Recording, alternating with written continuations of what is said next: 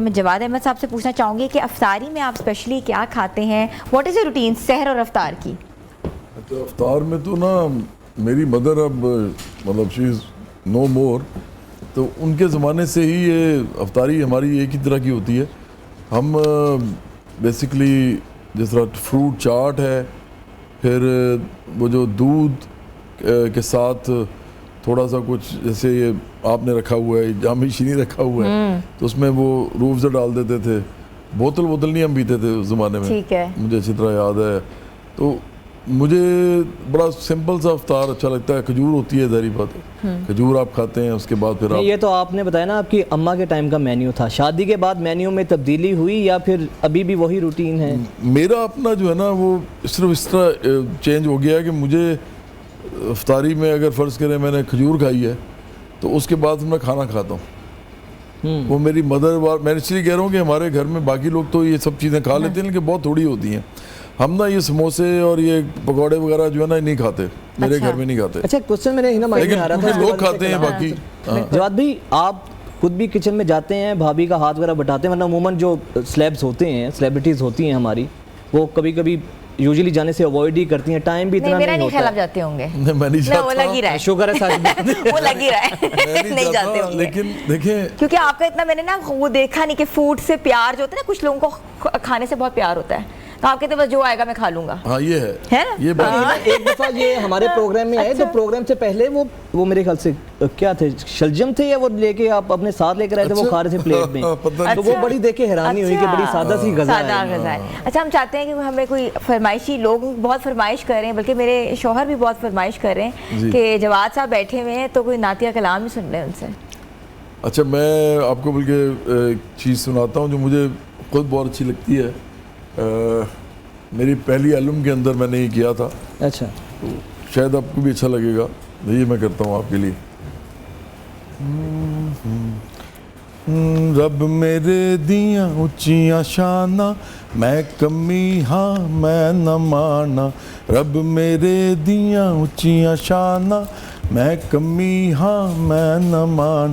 او لائی میں اچیاں نال یاری وے، لائی میں اچیاں نال یاری وے. میں ہانی وا سائیں میرا اچائے، ہو میں ہانی وا سائیں میرا اچائے. اللہ اللہ اللہ اللہ ہو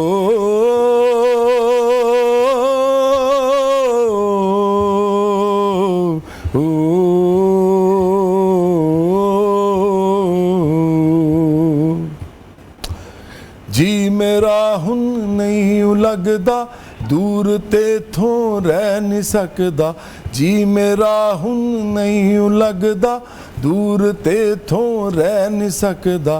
اے ستم ہن سہ نہیں سکدا ہو، اے ستم ہن سہ نہیں سکدا ہو. اللہ ہو لائی میں اچیاں نال یاری وے، لائی میں اچیاں نال یاری وے. میں ہانی وا سائیں میرا اچائے، ہو میں ہانی وا سائیں میرا اچائے. بہت بہت روزے کی حالت میں اتنی آواز اور اتنا سر نکالنا بہت آواز ان کی دور سے پہچانی جاتی ہے نا، دور سے پتہ لگ جاتا ہے کہ جواد احمد صاحب کا کوئی نہ کوئی کلام ہے. اور بلکہ کبھی کبھی نا ہم یہ دیکھتے ہیں، میں خود سوچتا ہوں جواد بھائی، کبھی اکثر ایک دو دفعہ آپ سے پہلے بھی پوچھا ہے، کبھی یہ مائنڈ میں آیا ہے کہ یار ایک آپ بڑی لائم لائٹ میں تھے، اوبویسلی ایک سٹار جو ہوتا ہے اس کے اوپر کوئی کریٹکس تو اس کے ہوتے نہیں ہیں، جہاں جاتے ہیں واہ واہ ملتی ہے، تو آپ کو کبھی ہوتا ہے اپنے اس فیصلے پہ ریگریٹ؟ یار کہاں سیاست میں فیس بک پہ کوئی پوسٹ کرے نیچے اتنی گالیاں بھی آتی ہیں، لوگ بیش بھی کرتے ہیں، واہ واہ سے ہاں ہو گئی، تو اس پہ کبھی سوچا ہے کبھی؟ دیکھیں، یہ میں اپنے لیے تو کر نہیں رہا، لوگوں کے لیے کر رہا ہوں. اس کے اندر پھر جتنی بھی مشکلات آئیں وہ آ جائیں. میں نے تو جو کرنا تھا لائف میں کر لیا ہے، اچھی خاصی لائف بھی گزار لی ہے، انجوائے بھی کر لیا ہے. اب یہ جو نوجوان ہیں, جو بچے ہیں اس ملک کے, اور وہ لوگ جو غریب ہیں, جو محروم ہیں, ان کے لیے ہم یہ پارٹی بنا رہے ہیں. پھر ہم برابری کی بات کرتے ہیں تو برابری کی بات تو صرف اور صرف عام لوگوں کو سمجھ آنی چاہیے اور ان کو پسند آنی چاہیے. جو اس ملک کے طاقتور اور امیر اور بہت ہی وہ جگہ نا عہدے دار قسم کے لوگ ہیں, ان کو برابری تو نہیں چاہیے, برابری تو چاہیے عام لوگوں کو. تو مجھے لگتا ہے کہ یہ کسی نہ کسی کو تو کرنا ہے یہ کام, تو ہم کر رہے ہیں. تو اس کے لیے جو بھی مشکلات آئیں وہ کرنی پڑتی ہیں, جھیلنی پڑتی ہیں. اچھا, جھیلنی پڑتی. اچھا, پھر آج کل جنریشن زی, جس کو جین زی کہا جاتا ہے, اور اس کی بہت اہمیت ہے. ہر پولیٹیکل پارٹی اس کو اپنی طرف اٹریکٹ کرنے میں لگی ہوئی ہے. اوبیسلی بہت بڑا طبقہ ہے, زیادہ آبادی ہماری جین زی پر ہی مشتمل ہے, ڈیپینڈ کرتی ہے. تو آپ کے مینیفیسٹو میں ایسی کون سی اٹریکشن ہے کہ جین زی جو ہے, جنریشن جی جس کو کہا جاتا ہے, کہ وہ آپ کو ہی کیوں ووٹ دے اگر الیکشن میں آپ کھڑے ہوتے ہیں, الیکشن کنٹیسٹ کرتے ہیں؟ اچھا, ابھی نا میں تبصرہ ایک سن رہا تھا طلعت حسین صاحب کا. میں ان سے کافی باتوں پہ اتفاق کرتا ہوں. ویسے تو بڑے وہ بھی کوئی بائیں بازو کے حوالے سے انہوں نے زندگی میں کافی چیزیں پڑھی بھی ہیں. ایک دو دفعہ ان سے ملاقات ہوئی ہے تو اس میں بھی ان سے اس طرح کی گفتگو ہوئی ہے تو پتہ لگا کہ وہ پروگریسو آدمی ہیں.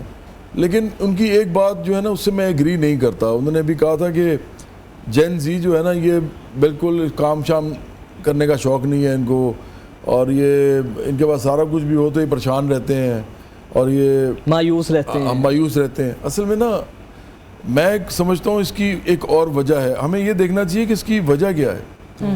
ہمیں یہ تو نہیں دیکھنا چاہیے نا کہ یہ ایسے ہیں, ہم یہ بتائیں کہ یہ کیوں ایسے ہیں. تو میرا خیال یہ ہے کہ اس لیے ایسے ہیں کیونکہ جتنا ڈیٹا, جتنی انفارمیشن, جتنی نالج ان کو ہر طرف پڑی ہوئی ملتی ہے انٹرنیٹ کے اوپر, تو یہ اتنی زیادہ نالج کے بعد ان کو اتنے اویئر ہو چکے ہوئے ہیں کہ اب ان کو لگتا ہے کہ یار یہ جو سسٹم ہے نا یہ ہمارے لیے ہے نہیں. مطلب دیکھیں نا, عام لوگوں کے بچے ہیں, وہ کوئی مڈل کلاس کے والدین کا بچہ ہے, کوئی غریب والدین کا بچہ ہے, کوئی لوور مڈل کلاس والدین کا بچہ ہے, اور زیادہ تر تو ایسے ہی ہیں. اپر مڈل کلاس سے کتنے لوگ ہوتے ہیں ملک میں, اور کتنے ہوتے ہیں جو ایلیٹ سے ہوتے ہیں. تو یہ جو بچے ہیں نا جین زی کے, ان کا اس لیے دل نہیں کرتا کام کرنے کا. ان کو لگتا ہے ہم کریں گے بھی تو کیا ہو جائے گا, ہمیں تو کوئی فائدہ نہیں ہوگا. کیونکہ یہ سرمایہ داری نظام اب جو ہے وہ اپنی اس حد تک سختی پہ پہنچ چکا ہوا ہے کہ عام لوگوں کے لیے کسی بھی ملک میں اب کچھ نہیں رہا. اب اسی لیے اگر آپ دیکھیں تو ایکیومولیشن آف ویلتھ جو ہے, مطلب دولت کی ارتکاز دولت جو ہے وہ اتنا زیادہ ہو گیا ہے کہ وہ چند ہاتھوں میں ساری دولت چلی گئی ہے. باقی تمام لوگ بیچارے اکانومی میں سے اپنا حصہ لینے کے لیے پتہ نہیں کیا کیا ان کو کرنا پڑتا ہے. تو جین زی کو مجھے لگتا ہے ان کو پولیٹیکل ڈائریکشن چاہیے جو ہم ان کو دے سکتے ہیں. ہم ان کو کہہ سکتے ہیں کہ مساوات اور برابری کی بات کرو. اس ملک کے اندر جو کچھ بھی ہے سب آپ کا ہے, یہ ان لوگوں کا نہیں ہے جو لوگ کہہ رہے ہیں کہ ہمارا. یہ خدا کی زمین ہے. خدا کی زمین اگر ہے تو یہ سب کی زمین ہے. اگر اس کے اندر اوپر اور نیچے زمین کے جو بھی وسائل ہیں, معدنیات ہیں, ذخائر ہیں, وہ سارے آپ کے ہیں. آپ اس دنیا میں پیدا ہوئے ہیں تو یہ آپ کی دنیا ہے. تو یہ وہ چیز ہے جو ان کو سمجھائے گی کہ بھائی یہ سسٹم ٹھیک نہیں ہے. ادروائز آپ کا مسئلہ نہیں ہے, آپ کے پاس نالج بہت آ گئی ہے اور آپ کو لگتا ہے کہ ہم کام بھی کریں گے تو کیا فائدہ ہوگا. مطلب ہے کہ آپ جین زیز کے ساتھ جو ہیں وہ انٹریکشن اب کرنا چاہتے ہیں اور کریں گے بھی. مجھے تو لگتا ہے کہ جین زی ہی اس دنیا کو بدلے گی. ٹھیک ہے, الفا جنریشن وہ بدلے گی. اگر یہ لوگ سمجھ جائیں کہ یہ دنیا میں ان کا برابر کا حصہ ہے تو یہی لوگ ہیں جو بدلیں گے, کیونکہ